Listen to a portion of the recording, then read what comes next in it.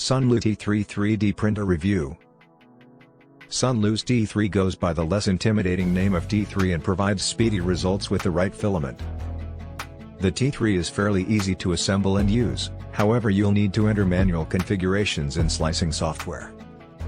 If you're a hobbyist looking to venture into FDM 3D printing, this is an ideal choice for you. 3D printing can be a fun hobby, with near limitless possibilities. With the right preparation, you can make almost anything. For newbies, filament-based 3D printers are usually simpler to use than resin-based ones. However, the fact that this process is done one layer at a time often makes it extremely slow. Sunlu is aiming to tackle this difficulty with their T3 printer, more famously known as Terminator 3. It lives up to its strong name with a claimed maximum printing speed of 250 ms, which is a lot faster than most other models under the same category. Its design resembles others offered in the market, but it still presents quite some obvious distinctions. We tested this model for a whole week and made alterations to see whether it merits its value for our Sunlu T3 FDM 3D printer review.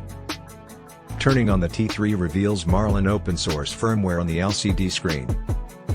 And there is a QR code on the machine which will direct you to instructions for starting up leveling and alignment. It feels just like Creality Ender 3, seemingly the source of this improved modification. After some trial and error, we found that the Sunlu White 1.75mm PLA filament works best when starting off at 215 degrees Celsius for the first layer, then reducing it to 210 degrees Celsius for all subsequent layers. Adhesion to the bed was really good, with a 3-line skirt getting the nozzle ready right before the printing began. Preheating the nozzle and bed went quickly, and the fans cooled the layers efficiently. The temperature management functioned as expected, even at faster speeds. As soon as we dealt with a few complications, we were able to go from unboxing to printing my first model in a surprisingly short time. The T3 includes a good metal spatula that's thin enough to slide under the prints and separate them from the base after it's cooled. It's simple to thoroughly clean or replace the base, but there were no problems with either the work surface or the leveling. The 2-part extruder may be more work, but it appears worth the extra effort to keep everything running smoothly.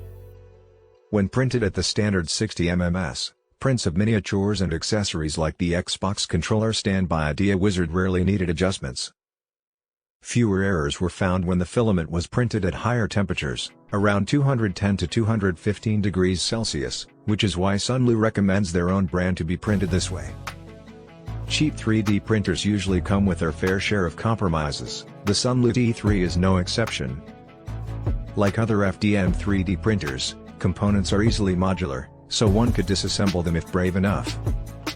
We removed the coupler and pulled out the metal scraps from the nozzle unit by pushing it out with a regular filament. This would not significantly reduce T3 scores but would cause major clogs if ignored. The power supply cables are far too short, reaching only the T3's motherboard, and it becomes a tremendous nuisance to plug in despite how you assemble it.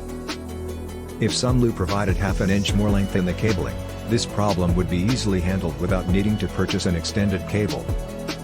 The T3 stands out for its ability to print up to 250 ms by enabling fast mode in the firmware.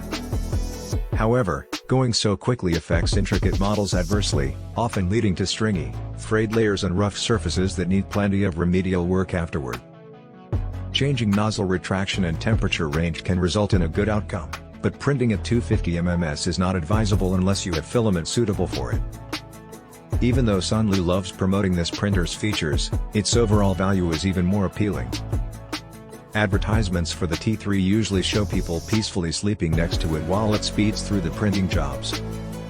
Despite this, certain translational issues in the instructions may make it challenging for beginner hobbyists wanting an entry-level model. As someone getting into 3D printing, you should be prepared for a lot of trial and error. While it can be tempting to push the T3 to its maximum speed of 250 ms, it is advisable to reduce it slightly for better results. However, FDM filament printing is still more beginner-friendly than resin printing.